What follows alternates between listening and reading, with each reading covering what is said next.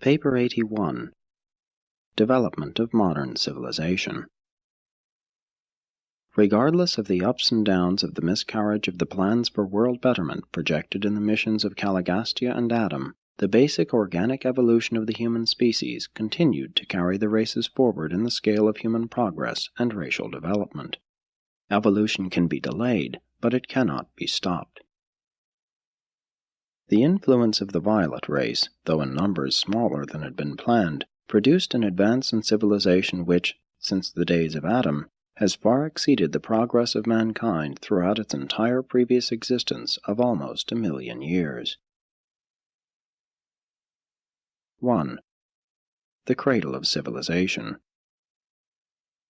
For about 35,000 years after the days of Adam, the cradle of civilization was in southwestern Asia, extending from the Nile Valley eastward and slightly to the north across northern Arabia, through Mesopotamia, and on to Turkestan.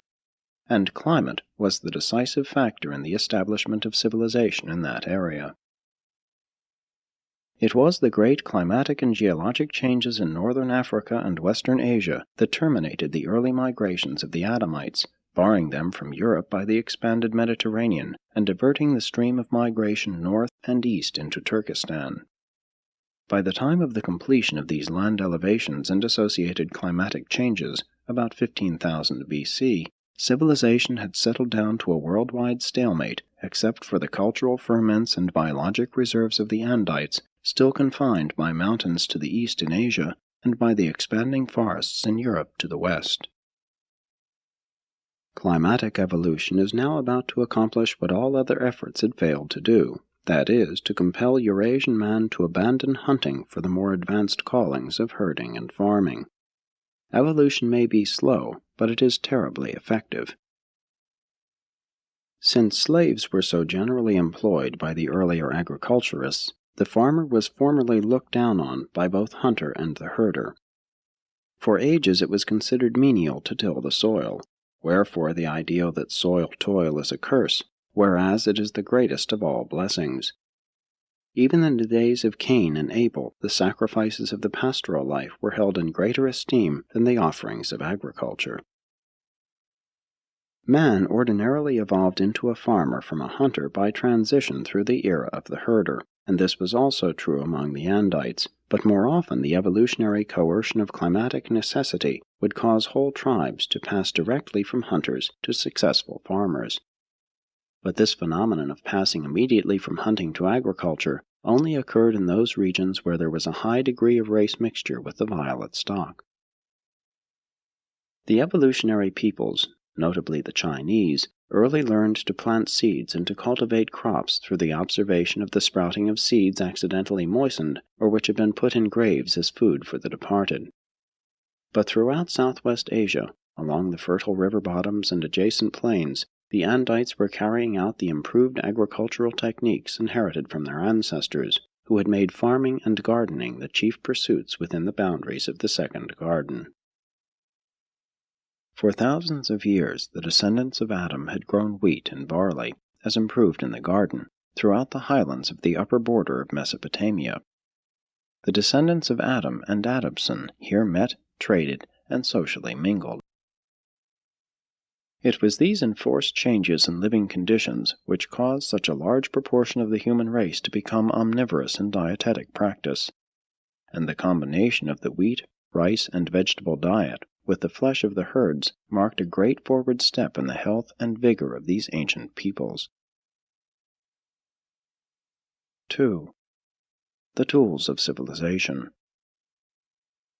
The growth of culture is predicated upon the development of the tools of civilization, and the tools which man utilized in his ascent from savagery were effective just to the extent that they released manpower for the accomplishment of higher tasks.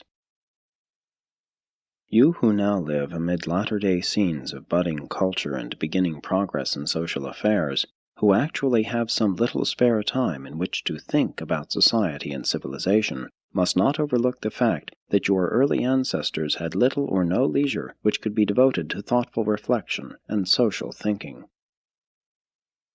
The first 4 great advances in human civilization were: 1. The taming of fire. 2. The domestication of animals. 3. The enslavement of captives. 4.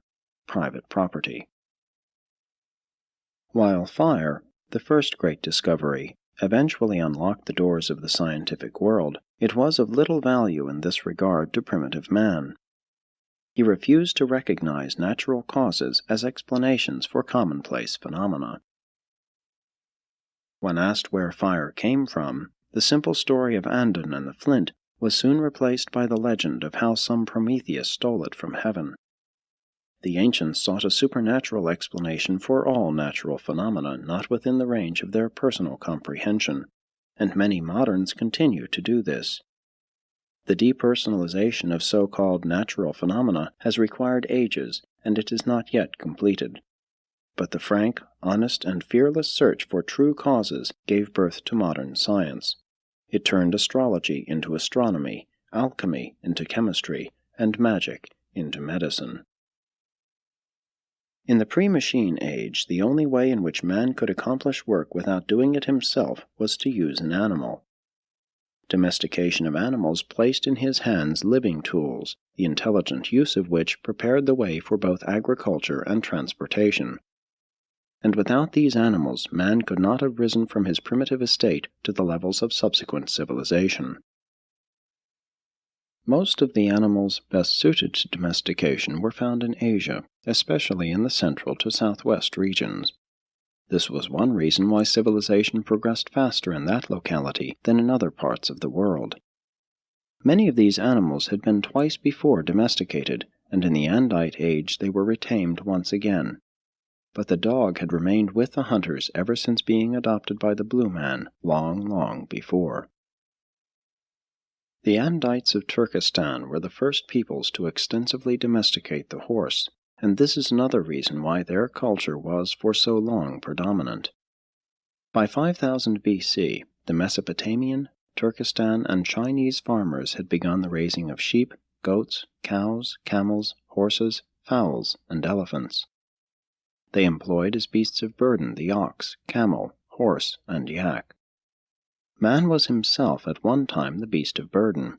One ruler of the blue race once had 100,000 men in his colony of burden-bearers. The institutions of slavery and primitive ownership of land came with agriculture. Slavery raised the master's standard of living and provided more leisure for social culture. The savage is a slave to nature, but scientific civilization is slowly conferring increasing liberty on mankind. Through animals, fire, wind, water, electricity, and other undiscovered sources of energy, man has liberated, and will continue to liberate, himself from the necessity for unremitting toil.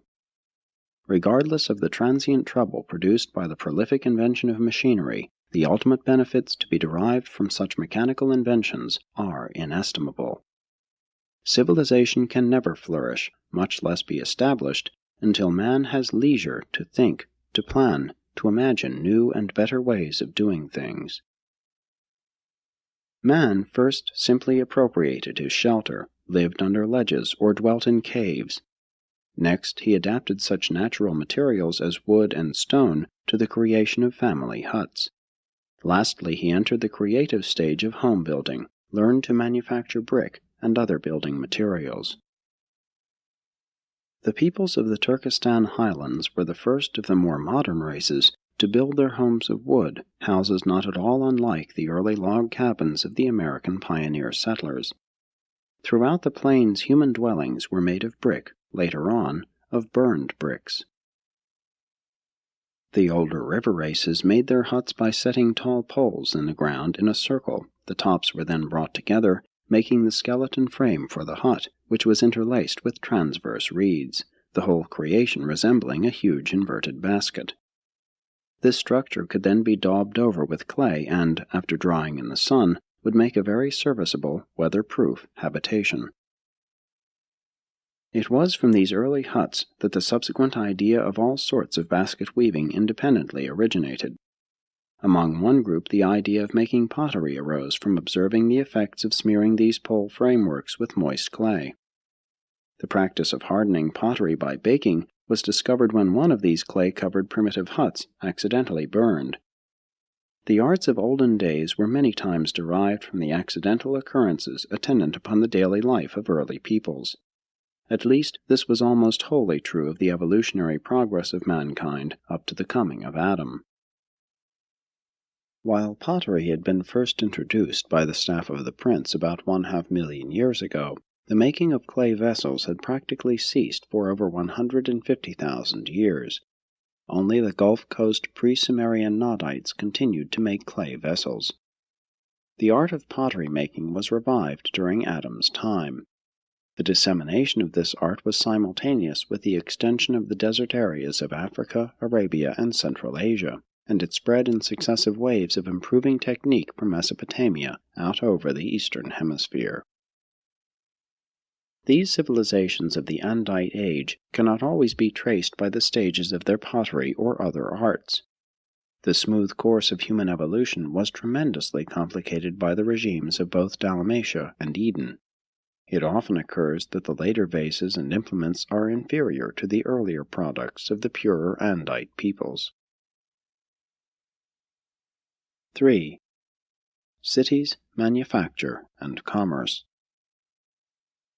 The climatic destruction of the rich open grassland hunting and grazing grounds of Turkestan, beginning about 12,000 BC, compelled the men of those regions to resort to new forms of industry and crude manufacturing.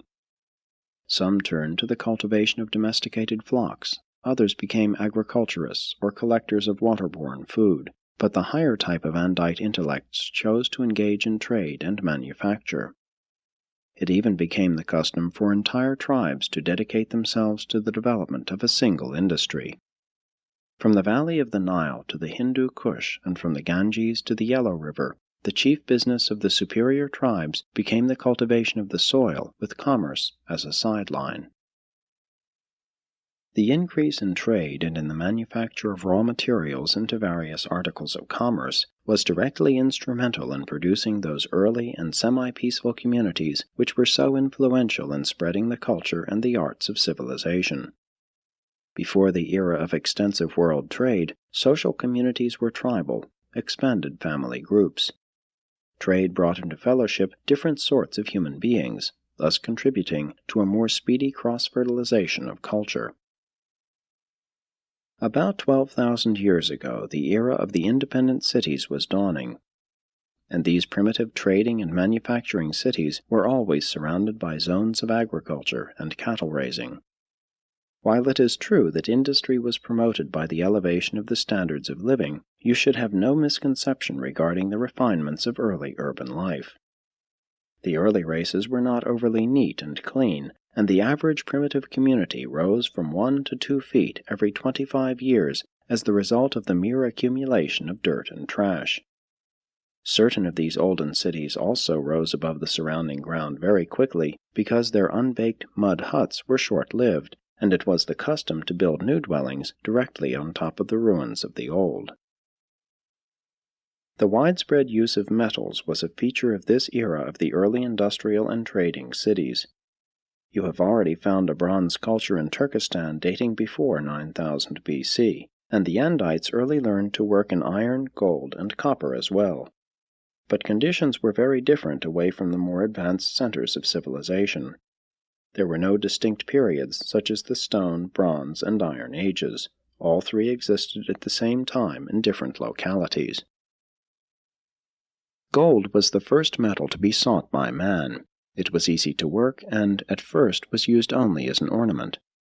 Copper was next employed, but not extensively until it was admixed with tin to make the harder bronze. The discovery of mixing copper and tin to make bronze was made by one of the Adamsonites of Turkestan, whose highland copper mine happened to be located alongside a tin deposit. With the appearance of crude manufacture and beginning industry, commerce quickly became the most potent influence in the spread of cultural civilization. The opening up of the trade channels by land and by sea greatly facilitated travel and the mixing of cultures, as well as the blending of civilizations.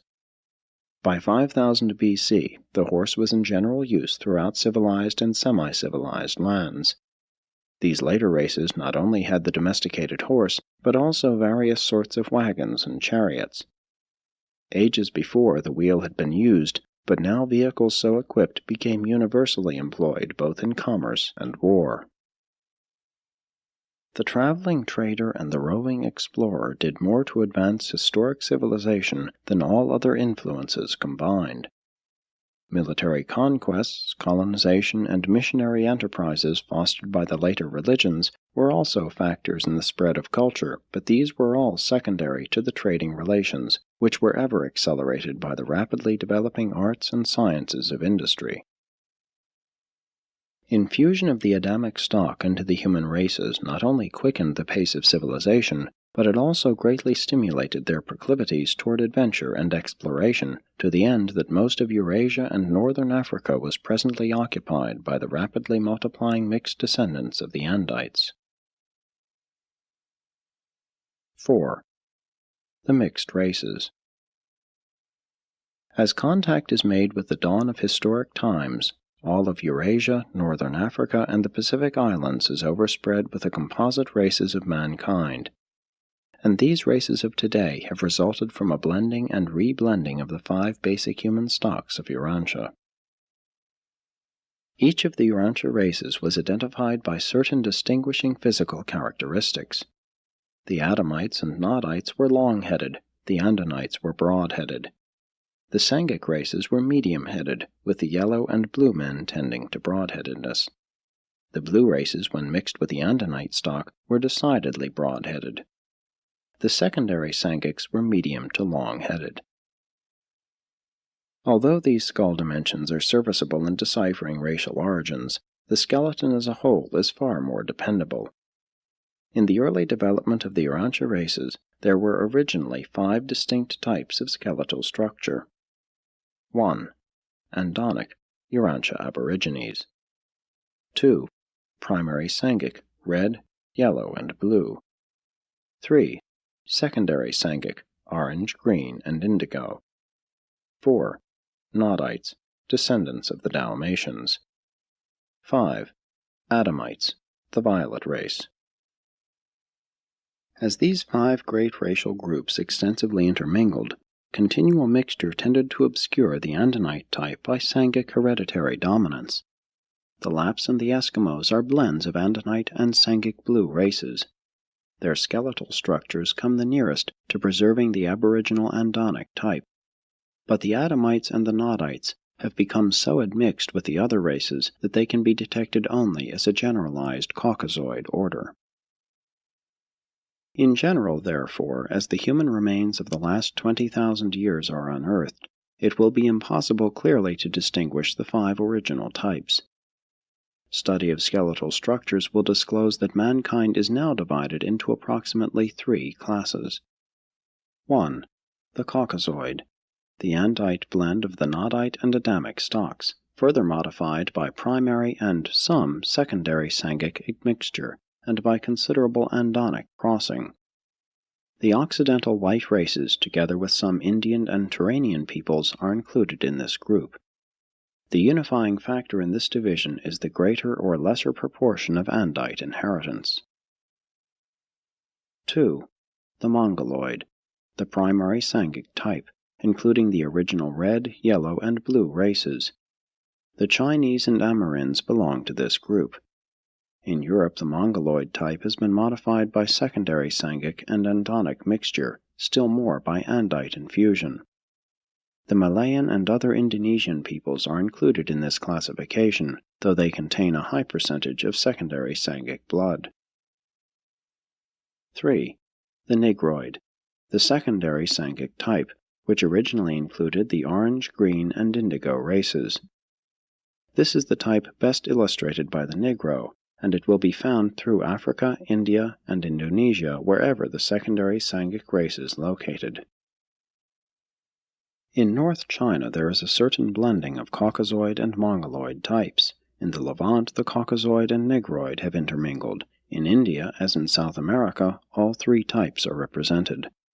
And the skeletal characteristics of the 3 surviving types still persist and help to identify the later ancestry of present-day human races. 5. Cultural society. Biologic evolution and cultural civilization are not necessarily correlated. Organic evolution in any age may proceed unhindered in the very midst of cultural decadence. But when lengthy periods of human history are surveyed, it will be observed that eventually evolution and culture become related as cause and effect.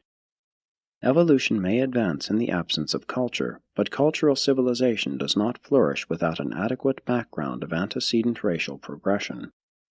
Adam and Eve introduced no art of civilization far into the progress of human society, but the Adamic blood did augment the inherent ability of the races and did accelerate the pace of economic development and industrial progression.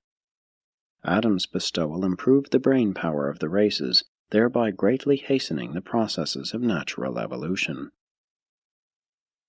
Through agriculture, animal domestication, and improved architecture, mankind gradually escaped the worst of the incessant struggle to live and began to cast about to find wherewith to sweeten the process of living, and this was the beginning of the striving for higher and ever higher standards of material comfort. Through manufacture and industry, man is gradually augmenting the pleasure content of mortal life. But cultural society is no great and beneficent club of inherited privilege into which all men are born with free membership and entire equality. Rather is it an exalted and ever-advancing guild of earth workers, admitting to its ranks only the nobility of those toilers who strive to make the world a better place in which their children and their children's children may live and advance in subsequent ages. And this guild of civilization exacts costly admission fees, imposes strict and rigorous disciplines, visits heavy penalties on all dissenters and nonconformists, while it confers few personal licenses or privileges except those of enhanced security against common dangers and racial perils. Social association is a form of survival insurance which human beings have learned is profitable. Therefore are most individuals willing to pay those premiums of self-sacrifice and personal liberty curtailment which society exacts from its members in return for this enhanced group protection. In short, the present-day social mechanism is a trial-and-error insurance plan designed to afford some degree of assurance and protection against a return to the terrible and antisocial conditions which characterized the early experiences of the human race. Society thus becomes a cooperative scheme for securing civil freedom through institutions, economic freedom through capital and invention, social liberty through culture, and freedom from violence through police regulation. Might does not make right, but it does enforce the commonly recognized rights of each succeeding generation. The prime mission of government is the definition of the right, the just and fair regulation of class differences, and the enforcement of equality of opportunity under the rules of law. Every human right is associated with a social duty. Group privilege is an insurance mechanism which unfailingly demands the full payment of the exacting premiums of group service. And group rights, as well as those of the individual, must be protected, including the regulation of the sex propensity. Liberty subject to group regulation is the legitimate goal of social evolution. Liberty without restrictions is the vain and fanciful dream of unstable and flighty human minds. 6. The maintenance of civilization. While biologic evolution has proceeded ever upward, much of cultural evolution went out from the Euphrates Valley in waves, which successively weakened as time passed, until finally the whole of the pure-line Adamic posterity had gone forth to enrich the civilizations of Asia and Europe. The races did not fully blend, but their civilizations did to a considerable extent mix. Culture did slowly spread throughout the world. And this civilization must be maintained and fostered, for there exist today no new sources of culture, no andites to invigorate and stimulate the slow process of the evolution of civilization. The civilization which is now evolving on Urantia grew out of and is predicated on the following factors. 1. Natural circumstances. The nature and extent of a material civilization is in large measure determined by the natural resources available. Climate, weather, and numerous physical conditions are factors in the evolution of culture. At the opening of the Andite era, there were only two extensive and fertile open hunting areas in all the world. One was in North America and was overspread by the Amerinds. The other was to the north of Turkestan and was partly occupied by an Andonic yellow race. The decisive factors in the evolution of a superior culture in southwestern Asia were race and climate. The Andites were a great people, but the crucial factor in determining the course of their civilization was the increasing aridity of Iran, Turkestan, and Xinjiang, which forced them to invent and adopt new and advanced methods of wresting a livelihood from their decreasingly fertile lands. The configuration of continents and other land arrangement situations are very influential in determining peace or war. Very few Urantians have ever had such a favorable opportunity for continuous and unmolested development as has been enjoyed by the peoples of North America, protected on practically all sides by vast oceans. 2.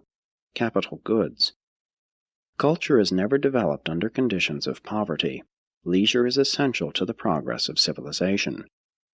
Individual character of moral and spiritual value may be acquired in the absence of material wealth, but a cultural civilization is only derived from those conditions of material prosperity which foster leisure combined with ambition. During primitive times, life on Urantia was a serious and sober business, and it was to escape this incessant struggle and interminable toil that mankind constantly tended to drift toward the salubrious climate of the tropics. While these warmer zones of habitation afforded some remission from the intense struggle for existence, the races and tribes who thus sought ease seldom utilized their unearned leisure for the advancement of civilization.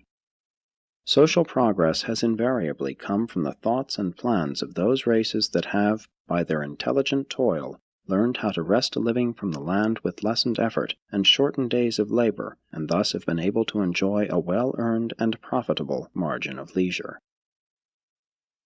3. Scientific knowledge. The material aspects of civilization must always await the accumulation of scientific data. It was a long time after the discovery of the bow and arrow and the utilization of animals for power purposes before man learned how to harness wind and water, to be followed by the employment of steam and electricity. But slowly the tools of civilization improved. Weaving, pottery, the domestication of animals, and metalworking were followed by an age of writing and printing. Knowledge is power. Invention always precedes the acceleration of cultural development on a worldwide scale. Science and invention benefited most of all from the printing press, and the interaction of all these cultural and inventive activities has enormously accelerated the rate of cultural advancement. Science teaches man to speak the new language of mathematics and trains his thoughts along lines of exacting precision. And science also stabilizes philosophy through the elimination of error, while it purifies religion by the destruction of superstition. 4. Human resources. Manpower is indispensable to the spread of civilization. All things equal, a numerous people will dominate the civilization of a smaller race. Hence, failure to increase in numbers up to a certain point prevents the full realization of national destiny. But there comes a point in population increase where further growth is suicidal. Multiplication of numbers beyond the optimum of the normal man-land ratio means either a lowering of the standards of living or an immediate expansion of territorial boundaries by peaceful penetration or by military conquest, forcible occupation. You are sometimes shocked at the ravages of war, but you should recognize the necessity for producing large numbers of mortals so as to afford ample opportunity for social and moral development. With such planetary fertility, there soon occurs the serious problem of overpopulation. Most of the inhabited worlds are small. Urantia is average, perhaps a trifle undersized. The optimum stabilization of national population enhances culture and prevents war. And it is a wise nation which knows when to cease growing. But the continent richest in natural deposits and the most advanced mechanical equipment will make little progress if the intelligence of its people is on the decline. Knowledge can be had by education, but wisdom, which is indispensable to true culture, can be secured only through experience and by men and women who are innately intelligent. Such a people are able to learn from experience. They may become truly wise. 5. Effectiveness of material resources. Much depends on the wisdom displayed in the utilization of natural resources, scientific knowledge, capital goods, and human potentials. The chief factor in early civilization was the force exerted by wise social masters. Primitive man had civilization literally thrust upon him by his superior contemporaries. Well-organized and superior minorities have largely ruled this world. Might does not make right, but might does make what is and what has been in history. Only recently has Urantia reached the point where society is willing to debate the ethics of might and right. 6. Effectiveness of language. The spread of civilization must wait upon language. Live and growing languages ensure the expansion of civilized thinking and planning. During the early ages, important advances were made in language. Today there is great need for further linguistic development to facilitate the expression of evolving thought. Language evolved out of group associations, each local group developing its own system of word exchange. Language grew up through gestures, signs, cries, imitative sounds, intonation, and accent to the vocalization of subsequent alphabets. Language is man's greatest and most serviceable thinking tool, but it never flourished until social groups acquired some leisure.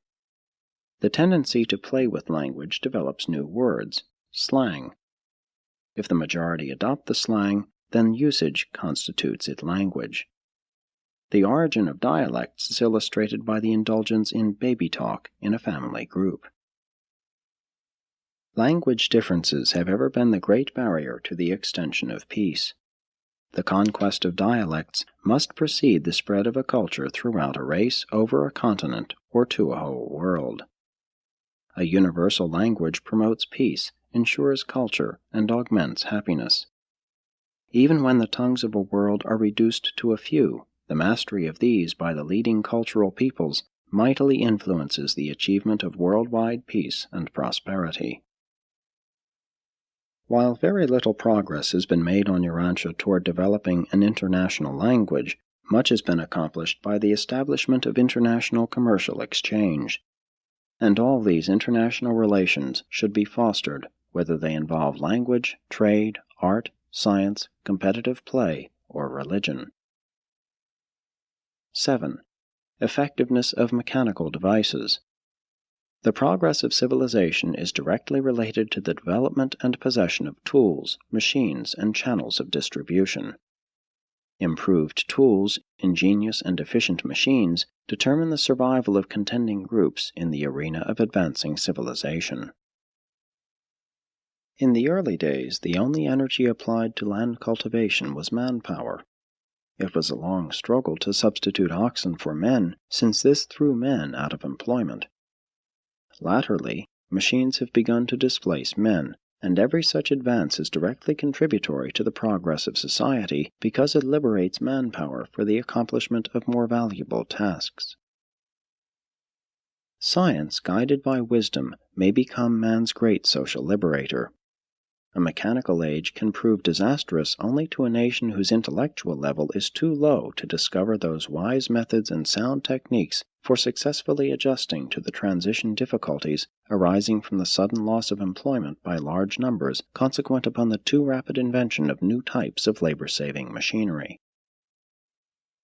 8. Character of torchbearers. Social inheritance enables man to stand on the shoulders of all who have preceded him, and who have contributed aught to the sum of culture and knowledge. In this work of passing on the cultural torch to the next generation, the home will ever be the basic institution. The play and social life comes next, with the school last, but equally indispensable in a complex and highly organized society. Insects are born fully educated and equipped for life. indeed a very narrow and purely instinctive existence. The human baby is born without an education, therefore man possesses the power, by controlling the educational training of the younger generation, greatly to modify the evolutionary course of civilization. The greatest 20th century influences contributing to the furtherance of civilization and the advancement of culture are the marked increase in world travel and the unparalleled improvements in methods of communication. But the improvement in education has not kept pace with the expanding social structure. Neither has the modern appreciation of ethics developed in correspondence with growth along more purely intellectual and scientific lines. And modern civilization is at a standstill in spiritual development and the safeguarding of the home institution. 9. The racial ideals. The ideals of one generation carve out the channels of destiny for immediate posterity. The quality of the social torchbearers will determine whether civilization goes forward or backward. The homes, churches, and schools of one generation predetermine the character trend of the succeeding generation. The moral and spiritual momentum of a race or a nation largely determines the cultural velocity of that civilization. Ideals elevate the source of the social stream, and no stream will rise any higher than its source, no matter what technique of pressure or directional control may be employed. The driving power of even the most material aspects of a cultural civilization is resident in the least material of society's achievements. Intelligence may control the mechanism of civilization, wisdom may direct it, but spiritual idealism is the energy which really uplifts and advances human culture from one level of attainment to another. At first, life was a struggle for existence, now for a standard of living. Next it will be for quality of thinking, the coming earthly goal of human existence. 10. Coordination of specialists. Civilization has been enormously advanced by the early division of labor and by its later corollary of specialization. Civilization is now dependent on the effective coordination of specialists. As society expands, some method of drawing together the various specialists must be found. Social, artistic, technical, and industrial specialists will continue to multiply and increase in skill and dexterity, and this diversification of ability and dissimilarity of employment will eventually weaken and disintegrate human society if effective means of coordination and cooperation are not developed. But the intelligence which is capable of such inventiveness and such specialization should be wholly competent to devise adequate methods of control and adjustment for all problems resulting from the rapid growth of invention and the accelerated pace of cultural expansion. 11. Place-finding devices. The next stage of social development will be embodied in a better and more effective cooperation and coordination of ever-increasing and expanding specialization. And as labor more and more diversifies, some technique for directing individuals to suitable employment must be devised. Machinery is not the only cause for unemployment among the civilized peoples of Urantia. Economic complexity and the steady increase of industrial and professional specialism adds to the problems of labor placement. It is not enough to train men for work. In a complex society there must also be provided efficient methods of place finding. Before training citizens in the highly specialized techniques of earning a living, they should be trained in one or more methods of commonplace labor, trades or callings which could be utilized when they were transiently unemployed in their specialized work. No civilization can survive the long time harboring of large classes of unemployed. In time, even the best of citizens will become distorted and demoralized by accepting support from the public treasury. Even private charity becomes pernicious when long extended to able-bodied citizens. Such a highly specialized society will not take kindly to the ancient communal and feudal practices of olden peoples. True, many common services can be acceptably and profitably socialized, but highly trained and ultra-specialized human beings can best be managed by some technique of intelligent cooperation. modernized coordination and fraternal regulation will be productive of longer-lived cooperation than will the older and more primitive methods of communism or dictatorial regulative institutions based on force. 12. The willingness to cooperate. One of the great hindrances to the progress of human society is the conflict between the interests and welfare of the larger, more socialized human groups and of the smaller, contrary-minded, asocial associations of mankind, not to mention antisocially minded single individuals. No national civilization long endures unless its educational methods and religious ideals inspire a high type of intelligent patriotism and national devotion. Without this sort of intelligent patriotism and cultural solidarity, all nations tend to disintegrate as a result of provincial jealousies and local self-interests. The maintenance of worldwide civilization is dependent on human beings learning how to live together in peace and fraternity. Without effective coordination, industrial civilization is jeopardized by the dangers of ultra-specialization, monotony, narrowness, and the tendency to breed distrust and jealousy. 13. Effective and wise leadership. In civilization, much, very much, depends on an enthusiastic and effective load-pulling spirit. 10 men are of little more value than 1 in lifting a great load unless they lift together, all at the same moment. And such teamwork, social cooperation, is dependent on leadership. The cultural civilizations of the past and the present have been based upon the intelligent cooperation of the citizenry with wise and progressive leaders. And until man evolves to higher levels, civilization will continue to be dependent on wise and vigorous leadership. High civilizations are born of the sagacious correlation of material wealth, intellectual greatness, moral worth, social cleverness, and cosmic insight. 14. Social changes. Society is not a divine institution. It is a phenomenon of progressive evolution, and advancing civilization is always delayed when its leaders are slow in making those changes in the social organization which are essential to keeping pace with the scientific developments of the age. For all that, things must not be despised just because they are old. Neither should an idea be unconditionally embraced just because it is novel and new. Man should be unafraid to experiment with the mechanisms of society. But always should these adventures in cultural adjustment be controlled by those who are fully conversant with the history of social evolution, and always should these innovators be counseled by the wisdom of those who have had practical experience in the domains of contemplated social or economic experiment. No great social or economic change should be attempted suddenly. Time is essential to all types of human adjustment, physical, social, or economic. Only moral and spiritual adjustments can be made on the spur of the moment, and even these require the passing of time for the full outworking of their material and social repercussions. The ideals of the race are the chief support and assurance during the critical times when civilization is in transit from one level to another.